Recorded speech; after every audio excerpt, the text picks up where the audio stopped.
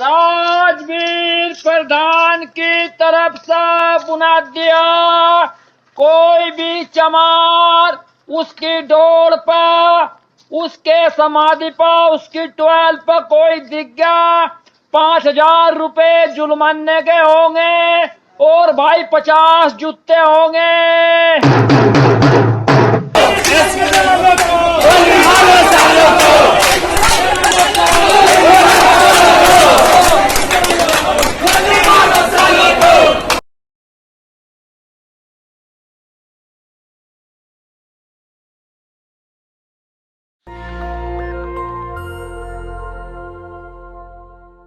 ये वीडियो देखा आपने?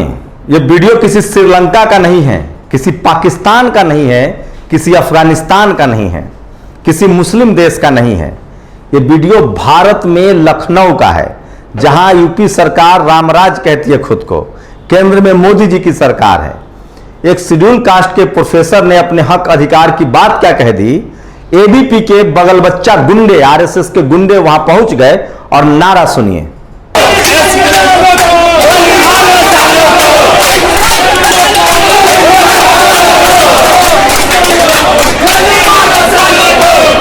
सुना आपने?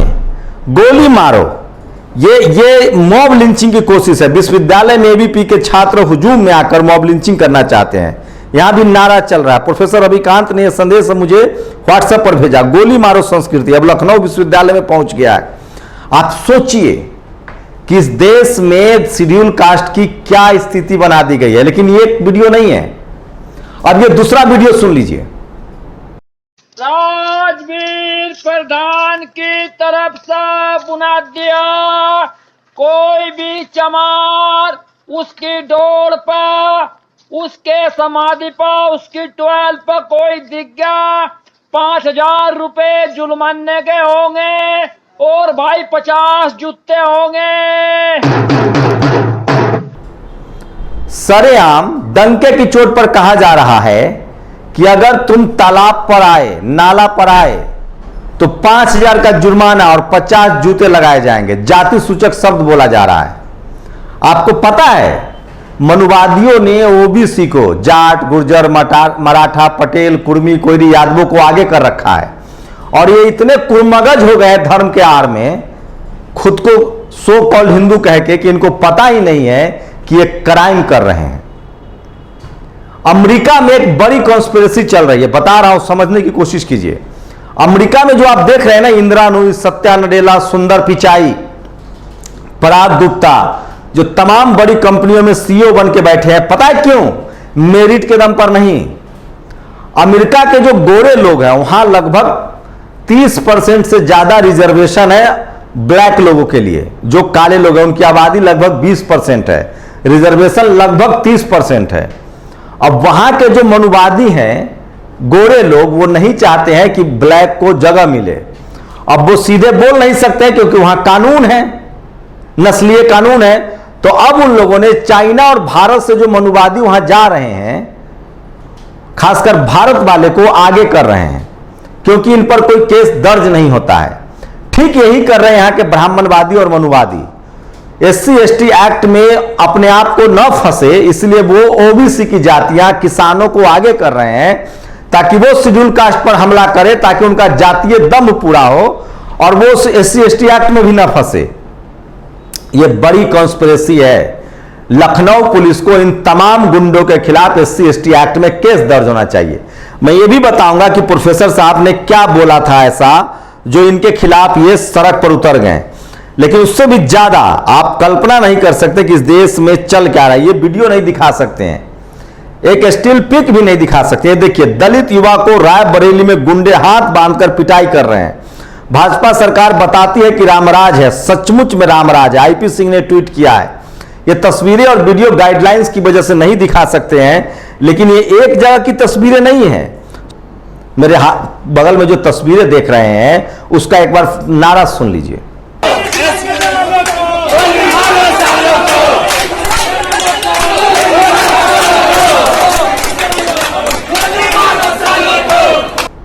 सुना आपने? लखनऊ विश्वविद्यालय के दलित अंबेडकरवादी प्रोफेसर अभिकांत के खिलाफ एबीपी के गुंडे ऐसे नारे लगा रहे हैं। काशी ज्ञानवापी प्रकरण पर काशी में जो ज्ञानवापी प्रकरण हुआ एक मस्जिद को लेकर, उस पर अपनी बात दलित प्रोफेसर ने रखी थी। उसके बाद ये बीजेपी के गुंडे वहां जाके घुस गए। आप कल्पना कर सकते हैं कि किस तरह की गुंडाई हो रही है, लेकिन जहां भी देखिए वहां चल रहा है। ये जेडीयू के नेता हैं, नीतीश जी के नेता हैं, अजय सिंह नाम है। ये साफ साफ कह रहा है कि भारत में आप अजान नहीं पढ़ सकते हैं। सोचिए, इसी तरह की कुछ बातें श्रीलंका में 70% सीली आबादी है, धर्म से बुद्धिस्ट हैं, सोचिए। और वहां 20-30% तमिल और मुसलमान थे। उन पर अत्याचार किया राजपक्षे ने और धार्मिक तुष्टीकरण हुआ, जातीय हिंसा हुई, तमिलों को मारा गया, मुसलमानों को मारा गया। और आज क्या स्थिति है? 20 साल बाद आग लगा दिए जा रहे हैं उनके घरों में। तस्वीरें देख लीजिए। राष्ट्रपति जो है वो जहाज में बैठ के भाग गए हैं।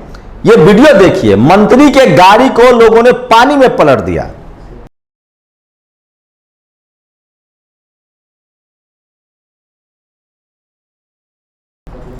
आप सोचिए कि जाति और धर्म के नाम पर जब हिंसा होती है तो क्या असर होता है। वही भारत में हो रहा है।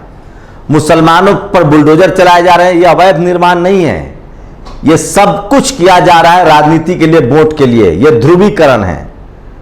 कुतुब मीनार में हनुमान चालीसा, यह ध्रुवीकरण है।